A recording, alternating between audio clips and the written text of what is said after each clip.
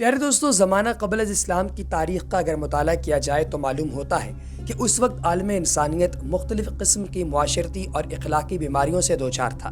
تعلیم و تربیت کا فقدان تھا، ظلمت اور جہالت عروج پر تھی اور غربت و افلاس نے ڈیرے ڈال رکھے تھے۔ ایسے میں ظالمانہ اور جاہلانہ رسومات کا جنم لینا ایک بدیہی سی بات تھی۔ ایسی ہی جاہلانہ رسومات میں سے ایک کبھی رسم بعض قبیلوں میں بیٹی کو زندہ درگور کرنے کی بھی تھی۔ اس رسم کی بے جا بنیاد جو ہے وہ بنیادی طور پہ کسی کو بیٹی کل کو نہ دینی پڑ جائے، کوئی ہمارا داماد نہ بن سکے، کسی کے سامنے ہماری نظریں نہ جھک سکیں، یہ تھی۔ اور اسی لیے جو بھی بیٹی کسی کے گھر میں پیدا ہوتی وہ اسے زندہ زمین میں گاڑ دیتا۔ چنانچہ قرآن مجید نے انہی لوگوں کے بارے میں فرمایا ہے، اور جب ان میں سے کسی کو بیٹی کی پیدائش کی خوشخبری دی جاتی تو اس کا چہرہ سیاہ پڑ جاتا اور وہ دل ہی دل میں کڑتا رہتا ہے۔ اس خوشخبری کو برا سمجھ کر لوگوں سے چھپتا پھرتا ہے اور سوچتا ہے کہ ذلت برداشت کر کے اسے اپنے پاس رہنے دے یا اسے زمین میں گاڑ دے۔ دیکھو انہوں نے کتنی بری باتیں طے کر رکھی ہیں۔ دوستو، یہ سورہ نحل کی آیات مبارکہ ہیں، اور دوسری جگہ اللہ تبارک و تعالیٰ کی ذات نے سورہ تکویر کے اندر ارشاد فرمایا کہ اور جس بیٹی کو زندہ زمین میں گاڑ دیا گیا اس سے پوچھا جائے کہ اسے کس جرم میں قتل کیا گیا۔ پیارے دوستو، یہ تو اس دور کی باتیں ہیں جب انسانوں کے اندر شعور کی کمی تھی، انسان من حیث القوم ایک معاشرہ ترتیب نہیں دے پایا تھا، اور بے شمار برائیاں معاشروں کے اندر پائی جاتی تھی جو کہ سیمی معاشرے کہلائے جاتے ہیں۔ لیکن آج کا یہ دور جس کے اندر آپ جانتے ہیں کہ ہر چیز سوشل میڈیا کی ٹپس پر ہے، دنیا کا ہر شخص ہر چیز سے باخبر ہے، اس دور کے اندر بھی کچھ گھٹیا اور تھرڈ کلاس لوگ انتہائی، میں تو یوں کہنا چاہتا ہوں کہ دنیا کے زمانے کی گندگی کا سہرا ان لوگوں کے سر پر لا کر باندھ دینا چاہیے۔ ان گھٹیا ترین لوگوں نے جو ہے وہ آج کے دور کے اندر کچھ ایسی فضولیات کو جنم دینا شروع کر دیا ہے، ایسی بکواس قسم کی چیزیں کرنی شروع کر دی ہیں جنہیں دیکھ کر انسان کی آنکھیں باہر آ جائیں۔ اب بھارت کے اندر آپ دیکھ لیجئے کہ ایک ویڈیو آج کل بہت زیادہ وائرل ہو رہی ہے۔ اس ویڈیو کے اندر ایک لڑکا جس نے پینٹ شرٹ پہن رکھی ہے، یعنی بنیادی طور پہ وہ دنیا کے سامنے یہی شو کر رہا ہے کہ بڑا ماڈرن ہے، اس کو کوئی فرق نہیں پڑتا زمانہ کیا سمجھتا ہے کیا سوچتا ہے، وہ بڑا آزاد خیال سا ہے۔ وہ بندہ اپنی سگی بیٹی کو زمین کے اندر دفن کرنے کے لیے اپنے چھوٹے بھائی کے ساتھ آ گیا۔ اندازہ لگائیے کہ باپ اور چچا دونوں مل کر بیٹی کو زمین میں زندہ گاڑنے کے لیے آ گئے تھے۔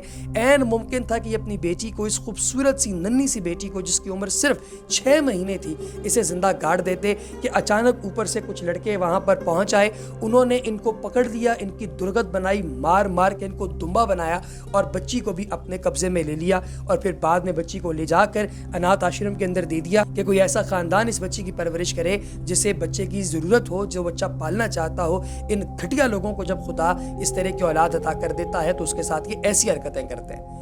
پیارے دوستو، جب اسلام نے دنیا میں اپنی کرنیں بکھیرنی شروع کی اور اس کو تمام مذاہب پر غلبہ نصیب ہوا تو اس نے ساری دنیا کا نقشہ ہی بدل ڈالا۔ اس نے زمانہ جاہلیت کی رسومات کو توڑا، لوگوں کو ظلمت اور جہالت سے نکالا، ان کی صحیح تعلیم و تربیت کی اور انہیں انسانیت کا کھویا ہوا مقام واپس دلایا۔ زمانہ جاہلیت میں بیٹی کو جتنا منحوس اور نامبارک خیال کیا جاتا تھا، اسلام نے اتنا ہی اس کو خوش قسمت اور بابرکت بنا دیا۔ چنانچہ ایک حدیث میں آتا ہے، حضور اقدس صلی اللہ علیہ وآلہ وسلم نے ارشاد فرمایا، جس شخص نے اپنی بیٹی کو زندہ درگور نہیں کیا، نہ ہی اس کو ذلیل سمجھا اور نہ ہی بیٹے کو اس پر مقدم کیا، تو ایسے شخص کو اللہ تعالیٰ جنت میں داخل فرمائیں گے۔ ایک دوسری حدیث میں آتا ہے، سرکار دو عالم صلی اللہ علیہ وآلہ وسلم نے ارشاد فرمایا کہ وہ عورت مبارک ہوتی ہے جس کی پہلی بیٹی اولاد ہو۔ ٹھیک ہے، یعنی کہ اس کی اولاد میں پہلی بیٹی ہوتی ہے اس کی۔ یہ روح البیان کے ایک اور حدیث میں آتا ہے کہ سرکار دو عالم سید مبشر صلی اللہ علیہ وآلہ وسلم نے ارشاد فرمایا کہ جس شخص کے یہاں 2 بیٹیاں پیدا ہوئیں اور جب تک اس کے پاس رہیں اس نے ان کے ساتھ بھلائی کی تو یہ اس کو جنت میں لے جائیں گی۔ ایک حدیث مبارکہ میں آتا ہے، سرکار دو عالم حضرت محمد مصطفیٰ صلی اللہ علیہ وآلہ وسلم نے ارشاد فرمایا کہ جس شخص نے 2 یا 3 بیٹیاں یا 2 یا 3 بہنوں کی پرورش کی یہاں تک کہ وہ بالغ ہو گئیں یا مر گئیں تو میں اور وہ جنت میں ایسے ہوں گے جس طرح 2 انگلیاں آپس میں ملی ہوئی ہوتی ہیں۔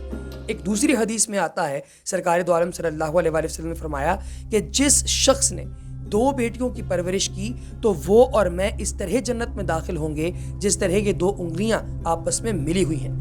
پھر آپ صلی اللہ علیہ وآلہ وسلم نے دونوں انگلیوں کو ملا کر بھی دکھایا۔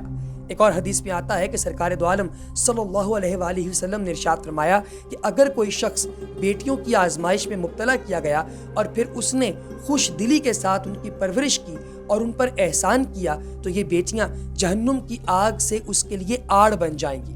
یہ بخاری اور مسلم شریف کی حدیث ہے۔ حضرت اماں عائشہ صدیقہ سلام اللہ علیہا آپ کی خدمت میں ایک عورت حاضر ہوئی اور اس کے ساتھ اس کی 2 بیٹیاں تھیں۔ حضرت اماں عائشہ صدیقہ سلام اللہ علیہا نے اس عورت کو 3 کھجوریں دیں۔ اس نے ایک کھجور تو اپنی دونوں بیٹیوں کو دے دی اور تیسری خود کھانا چاہتی تھی، لیکن بیٹیوں نے وہ بھی مانگ لی۔ اس عورت نے اس کھجور کے 2 ٹکڑے کر کے وہ بھی آدھی آدھی ان دونوں بیٹیوں کو دے دی۔ حضور اقدس علیہ السلام کو جب اس واقعے کا ذکر جو ہے وہ آپ کے سامنے ہوا، آپ کو اس واقعے کی خبر ہوئی، تو آپ صلی اللہ علیہ وآلہ وسلم نے ارشاد فرمایا کہ اس عورت نے اپنے آپ کو جہنم سے آزاد کروا لیا اور اس پر جنت واجب ہو چکی ہے۔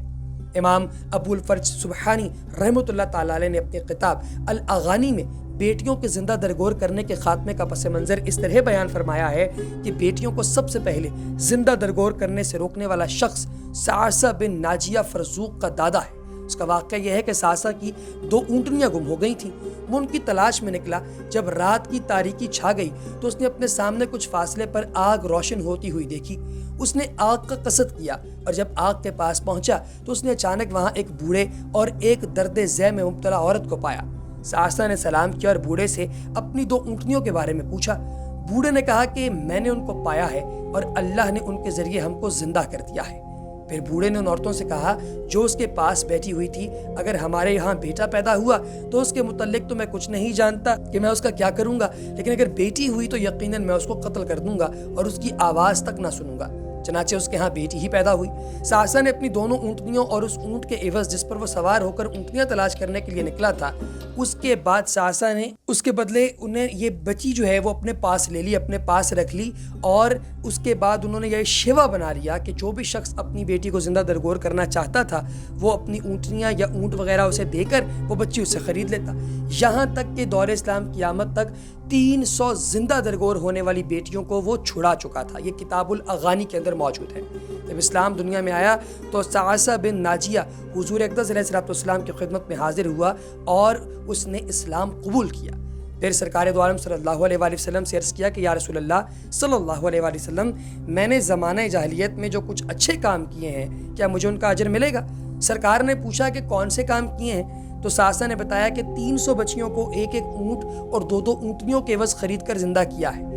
تو سرکار دو عالم صلی اللہ علیہ وآلہ وسلم نے فرمایا کہ یہ صلہ رحمی کے باب میں سے ہے اور تمہیں اس کا اجر ملے گا کیونکہ اللہ تعالیٰ نے اسلام کی دولت سے نواز کر تم پر احسان کیا۔ پیارے دوستو، اگر آپ کے ہاں بیٹیاں موجود ہیں تو ان کے ساتھ پیار، محبت اور بردباری کے ساتھ پیش آئیے، ان کی تعلیم میں کوئی کسر نہ اٹھا رکھیے۔ اللہ تبارک و تعالیٰ کی ذات ہمیں اپنے دین پر درست معنوں میں عمل کرنے کی توفیق عطا فرمائے۔ اگلی ویڈیو تک دیجیے اجازت۔ اللہ حافظ۔